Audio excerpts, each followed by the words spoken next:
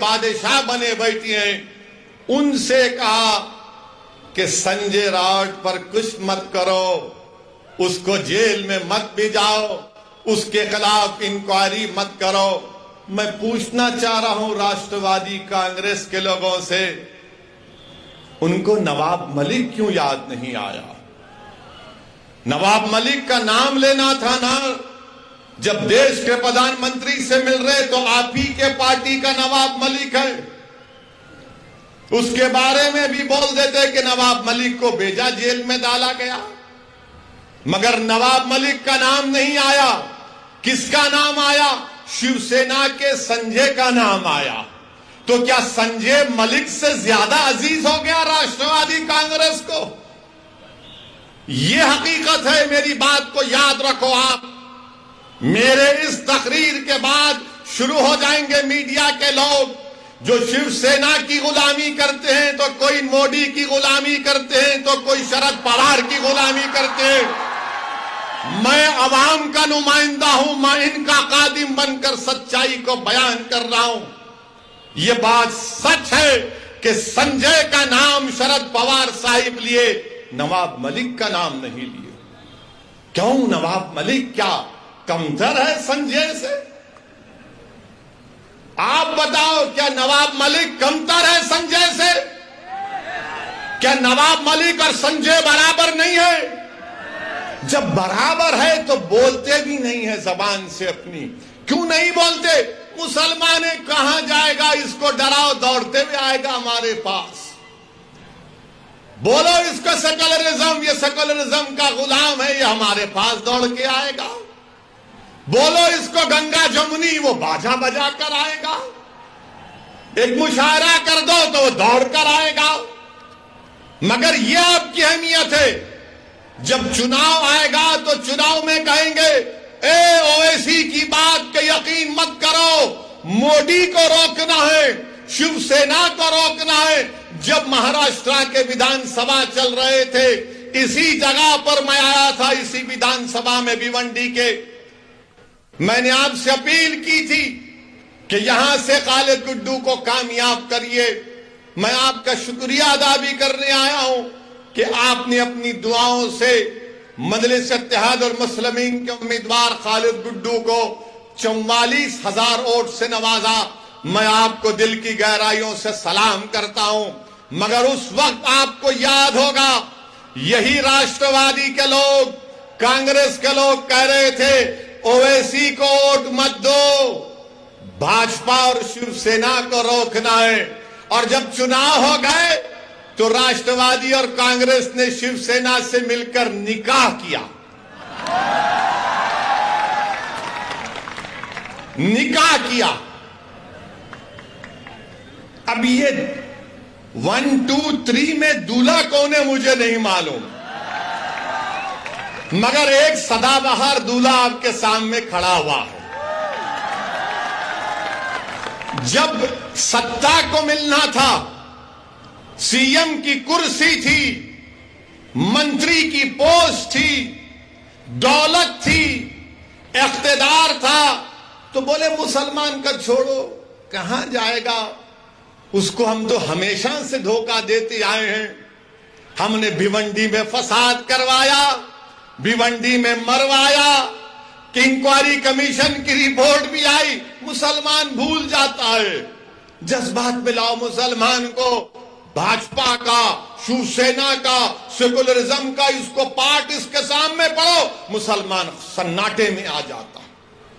अब आप बताइए, जब मैं पुकार कर कह रहा था 2019 के असेंबली और विधानसभा के चुनाव में कि कामयाब करो खालिद गुड्डू को, आपकी आवाज विधानसभा में जानी चाहिए, तो मेरी ही मुखालिफत में हमारे ही दरमियान से लोग खड़े होकर कहे ये जज्बाती बात करता है।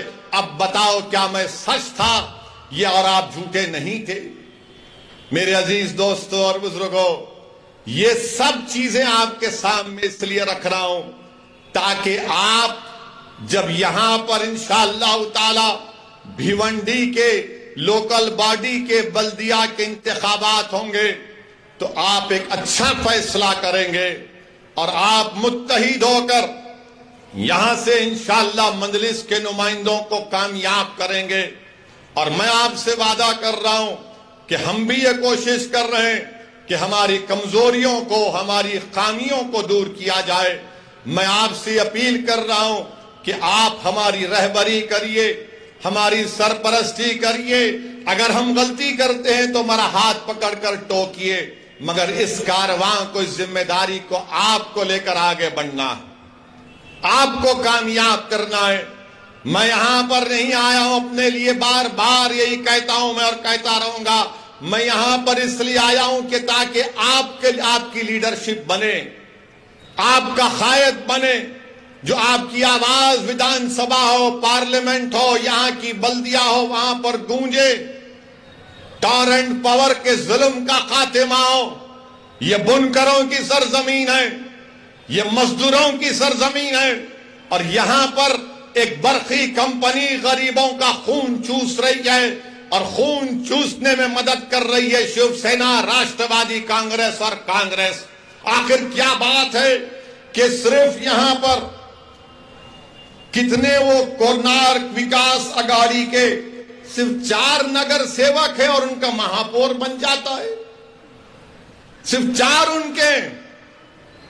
और फिर इसमें कांग्रेस भी और शिवसेना भी, बीजेपी भी इनकी मदद करते हैं। क्या बात है, ये आपके रिश्तेदार हैं क्या? 4 इनके, 47 कांग्रेस के, भाजपा की 18। क्या बैठ के बिरयानी खा लिए तुम लोग? पूरा भिवंडी को लूट लिए। 850 करोड़ का बजट कहां इस्तेमाल हुआ? जब ये सवाल हम करते हैं 850 करोड़ कहां गए, तो कल आप देखेंगे सुबह से ये रात भर नहीं सोएंगे मेरी तकरीर सुन के, करवटें बदलते रहेंगे। कैसा बोला, कैसा बोला, ये बोला, वो बोला। अरे बोलेंगे बाबा, तुम्हारे बाप को भी बोलेंगे, तुमको भी बोलेंगे, और जब तक अल्लाह जिंदा रखेगा बोलते रहेंगे। अब सुबह से शुरू हो जाएंगे, ये भड़काऊ भाषण दिया, ये ऐसा बोला, वो उस समुदाय के खिलाफ बोला। अरे बाबू, कभी तकरीर सीखना है ना संविधान के दायरे में रहकर, तो आओ मैं तुमको समझाता हूं कैसे तकरीर करना चाहिए। मगर कल से शुरू कर देंगे, 10 बजे से मीडिया को फोन आएगा, ए वो क्लिप चला ना ओवैसी की, ए उसने ऐसा बोला था, तू चलाया क्यों नहीं? ए कल रात में वारिस को बुलाकर बिठा के इसको पूछ जरा। कितनों को बिठा के पूछेंगे, कुछ भी निकलने वाला नहीं है इसमें से। जो बात सच्ची होती है वो कड़वी होती है। कड़वी उन लोगों के लिए होती है जो जुल्म करते हैं, और जो बात सच्ची होती है वो अवाम के दिलों को छू जाती है और दिलों में समा जाती है। इसीलिए मजलिस इत्तेहादुल मुस्लिमीन से मुखालिफत। 850 करोड़ का बजट, और अस्पताल जैसा भी कहा गया कि वेंटिलेटर पर है। 850 करोड़ कहां गए? कैसे अस्पताल नहीं अच्छा हुआ? किसके जेब में गए? आप अंदाजा लगाइए, 850 करोड़ का बजट अगर अस्पताल की अच्छाई के लिए, डेवलपमेंट के लिए इस्तेमाल होता तो गरीबों को इससे फायदा पहुंचता भिवंडी की। मगर इनको ये चाहते हैं कि नहीं नहीं, गारत का गड़ा है इनका, भरता नहीं है। 850 करोड़ मेरे को कितना, तेरे को कितना? अरे क्या ये खाजा का लंगर है, लूट के लेके जाएंगे तुम लोग? ऐसा लगता है कि पूरे डाकू एक हो गए। ये मेरा हिस्सा, ये तेरा हिस्सा, ये मेरा हिस्सा, और इसी हिस्सेदारी में आपको अपना हिस्सा नहीं मिलता है। इसीलिए मैं आपसे अपील कर रहा हूं कि आने वाले बल्दिया के इंतखाबात में आप मुत्तहिद होकर मजलिस इत्तेहादुल मुस्लिमीन के उम्मीदवारों को कामयाब करिए। मेरी आपसे अपील है कि आपकी आवाज भिवंडी की बल्दिया में गूंजनी चाहिए, आपके मसाइल का हल मिलना चाहिए। और जिस तरीके से आपने अल्हम्दुलिल्लाह 44,000 वोट खालिद गुड्डू को दिए, मुझे यकीन है कि आने वाले बल्दिया के इंतखाबात में आप मुत्तहिदा तौर पर मजलिस के उम्मीदवारों को कामयाब और कामरान करेंगे। मेरे अजीज दोस्तों और बुजुर्गों, मैं आपसे अपील कर रहा था, बता रहा था कि मुल्क में जो हालात हैं वो आप सब जानते हैं, मुझसे बेहतर आप जानते हैं। आज प्रधानमंत्री, देश के वजीर आजम, दिल्ली के बादशाह अपनी हुकूमत के 8 साल के पर बड़े बड़े बातें आज किए हैं। मैं देश के प्रधानमंत्री से इतना पूछना चाहता हूं, देश के प्रधानमंत्री, आखिर ये क्या बात है कि 1 लीटर दूध और 1 डबल रोटी का लोफ पैकेट एक ही कीमत में क्यों मिल रहे हैं प्रधानमंत्री? 1 लीटर दूध और 1 डबल रोटी का पैकेट। तो बीजेपी वाले बोलेंगे क्या बोलता है ना, क्या बोल रहा है, दूध भी खरीद ले, डबल रोटी खा ले, पेट भर जाएगा। अरे आप बताइए, महंगाई, कभी इतनी महंगाई भारत में कभी नहीं हुई थी और आज 8 साल देश के प्रधानमंत्री अपनी हुकूमत के मना रहे हैं। महंगाई, इन्फ्लेशन सबसे हाईएस्ट है। बेरोजगारी नौजवानों में जो भारत में, दुनिया में किसी मुल्क में नहीं है, मगर मोदी जी बोल रहे 8 साल में मैंने चांद पर जाकर मट्ठी आपके कदमों में डाल दी। आपको देश के प्रधानमंत्री बोल रहे हैं कि 8 साल में बहुत बड़ा काम कर दिए। फिस्कल डेफिसिट 40 साल में सबसे ज्यादा है। रिटेल इन्फ्लेशन 20 साल में सबसे ज्यादा है। और जो महिलाओं की, खवातीन का वुमेन फोर्स है, उसमें कमी आई है। 10% से कम महिलाएं काम कर रही हैं भारत में। आप बताइए इसके ऊपर क्या बोलेंगे? मेरे अजीज दोस्तों और बुजुर्गों, 8 साल का जश्न बीजेपी मना रही है, तो क्या यह बात सच नहीं है कि भारत के फॉरेन रिजर्व जो 640 बिलियन डॉलर से 595 बिलियन डॉलर्स पर आ गए? कौन जिम्मेदार है इसका? FIIs, फॉरेन इन्वेस्टमेंट इन्वेस्टर्स 22% से 19% पे आ गए इंडियन स्टॉक्स के। कौन जिम्मेदार है इसका? इखलाक को मारा गया, कौन जिम्मेदार है? पीलू खान को मारा गया, कौन जिम्मेदार है? रगवर को मारा गया, कौन जिम्मेदार है? दिल्ली का फसाद हुआ, कौन जिम्मेदार है? गाय के नाम पर पीटा गया, कौन जिम्मेदार है? दाढ़ी के नाम पर मारा गया, कौन जिम्मेदार है? सर पर टोपी पहनने पर मारा गया, हाफिज जुनैद को चलती हुई ट्रेन में मारा गया, कौन जिम्मेदार है? सेंधवा में 12 घरों को तोड़ दिया गया, कौन जिम्मेदार है? मध्य प्रदेश खरगोन में 22 घरों को तोड़ दिया गया, कौन जिम्मेदार है? राजस्थान के खैरोली में फसाद हुआ, कौन जिम्मेदार है? और 8 साल का जश्न मना रहे हैं। इस पर कोई बात नहीं करेगा। अब जब आप भाजपा के लोगों से पूछेंगे, ना मोदी जी ने तो 370 निकाल दिया, तो जब 370 निकाल कर आपने कहा था कि आतंकवाद का खात्मा कर दिया, तो कल एक टिकटॉक, एक टीवी के स्टार को गोली मार दी गई, कौन जिम्मेदार है? एक गवर्नमेंट का मुलाजिम पंडित था, कश्मीरी पंडित, उसको मार दिया गया, कौन जिम्मेदार है? तुमने एक झूठी पिक्चर तो बना दी जज्बात में और नफरत पैदा करने के लिए इस्लाम और मुसलमानों के लिए, मगर वो पंडित को मारा, कौन जिम्मेदार है? तुम्हारी सरकार है। पड़ोसी पाकिस्तान से टेररिस्ट कश्मीर में घुस कर आकर गोलियां चलाते हैं, कौन जिम्मेदार है इसका? आपकी सरकार है। नौकरियां नहीं है, कौन जिम्मेदार है इसका? कौन जवाब देगा इसका? हां, मैं मानता हूं कि इन सब की जिम्मेदारी अगर किसी पर है, इन्फ्लेशन बढ़कर है, तो मुगल बादशाह अकबर जिम्मेदार है। नौजवानों में, युवाओं में बेरोजगारी है, तो ताजमहल बनाने वाले शाहजहां की जिम्मेदारी है। पेट्रोल डीजल बढ़ गया, औरंगजेब जिम्मेदार है। मोदी जी नहीं है जिम्मेदार, ये लोग करके गए, इसीलिए पेट्रोल आज तक बढ़ रहा है।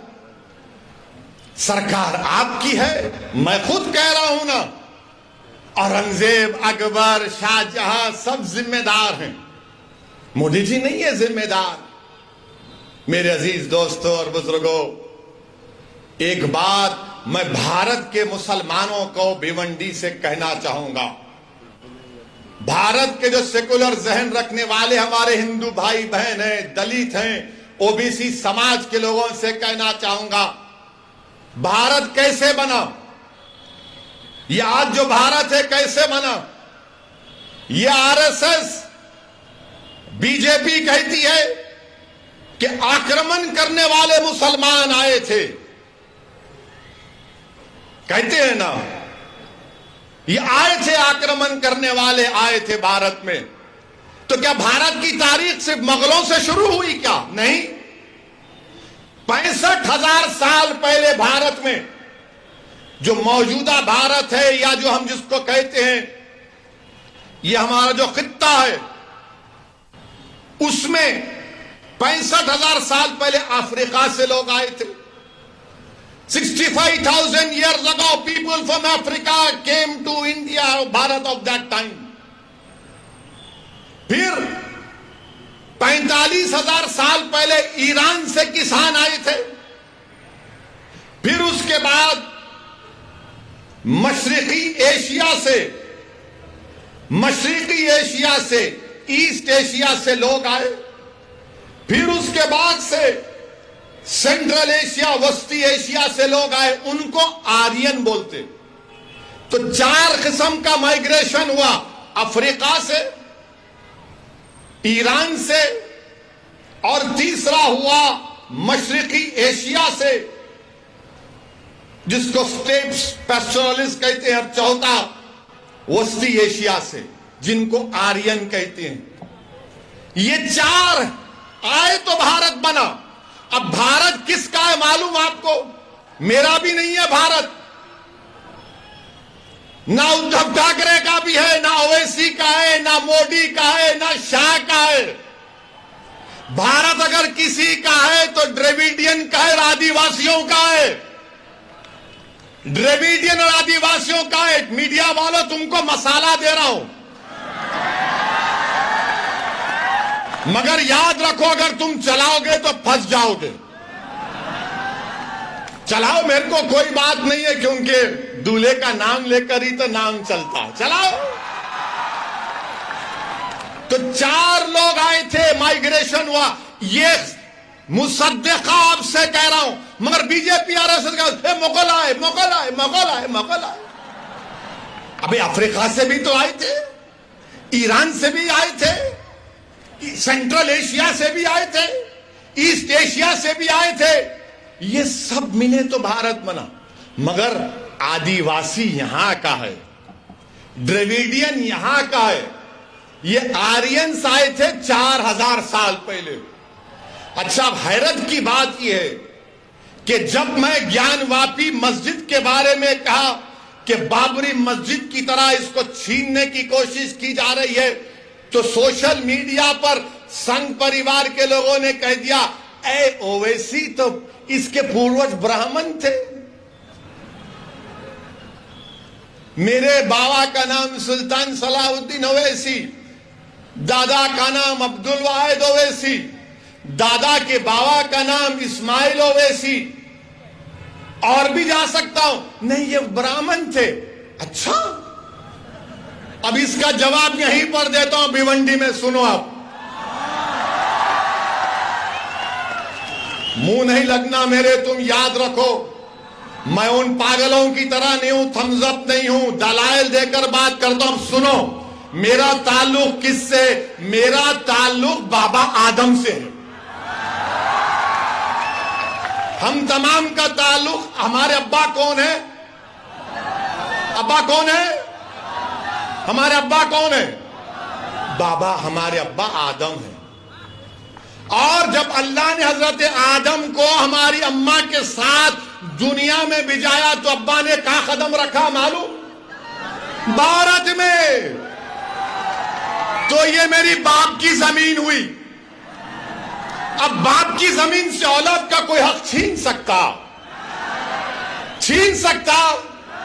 अब्बा अल्लाह भी जाया तो बोले भारत में आ गए, एक कदम यहीं रखा, अब्बा की जमीन है।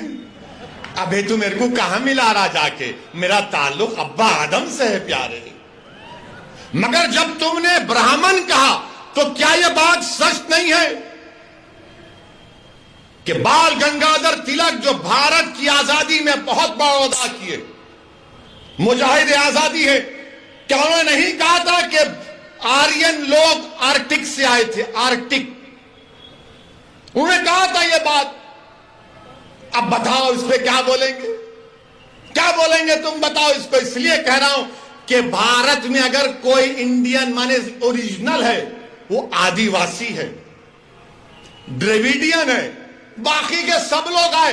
और ये प्रूव हो चुका है कि आबादी का 65% हिस्सा ये 4 जो माइग्रेशन हुए आप करा के देख लो।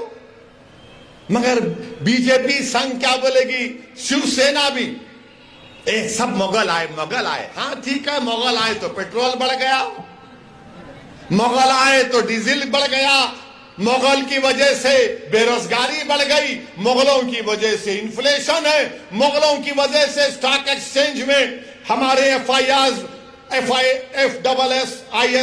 22 से 19% हो गए, मुगलों की वजह से रोटी महंगी हो गई, मुगलों की वजह से दूध महंगा हो गया।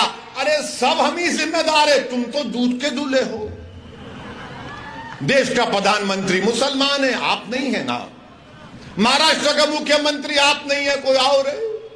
हर चीज को मुगलों से जोड़ दो। अरे मुसलमानों का मुगलों से कोई ताल्लुक नहीं है, हमारा ताल्लुक मुगलों से नहीं है, वो बादशाह थे। बादशाहों का ताल्लुक दीन से नहीं होता, जो खलीफा होता है उसका ताल्लुक दीन से होता है। ये बादशाह थे, इनका क्या प्रॉब्लम था? हमारा इख्तिदार बाकी रहे। वो बादशाह थे, अपने नहीं मंदिर तोड़े। तो फिर इसका भी जवाब सुन लो। ये जो अशोका का पोता था, पुष्यमित्रा सिंघा कौन थे? अशोका के पोतरे को किसने मारा?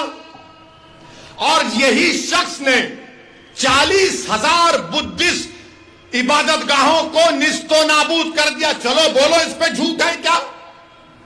बोलो इस पे झूठ है क्या? कौन था पुष्यमित्रा सिंघा? बताओ। नहीं बोलेंगे। अब जब सुनेंगे तो खामोश हो जाएंगे।